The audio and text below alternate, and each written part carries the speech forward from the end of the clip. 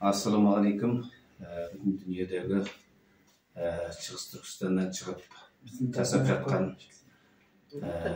ағайындар, жұрттастар, жерлестер, Шығыс Түркістандағы ұлтты жою, аз ұлттарды, байырғы аз ұлттарды, ұйғыр, қазақ қатарлы аз ұлттарды жою процесінің басталғанына міне қаншама жылдар өтті. Ең алдымен мектептерді ақырындап қосылды мектептеді, одан кейін молладарымыз да барып жаба бастады. Енді сонымен бірге геноцидті жасайтын өздерінің түрмелерін барлыққа келтірді.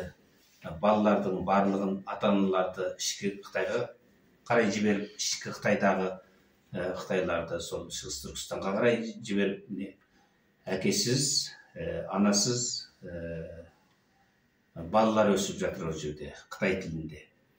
Міне сонымен бірге жалғасып, жақыннан бері, 40 күннен бері тамақ жеткізілмей, аштан өліп жатқан жағдайлар бар. Ұйғыр, қазақ қатарлы аз ұлттар аштан өліп жатқан өздеріңіз көріп жатсыздар. Біз бұған шыдап тұра алмаймыз. Әркез Шығыс Түркістанда жасап жатқан байырғы ұлттардың кісілік құқығы шектелмеу керек. Олардың тілі, діні, мәдениеті дамытылуы керек. Жабылған мектептері қалпына келуі керек. Геноцид тоқтауы керек. Бұл геноцид адамзатқа қарсы қылмыс болып есептелінеді. Біз геноцид жүргізуге қарсымыз.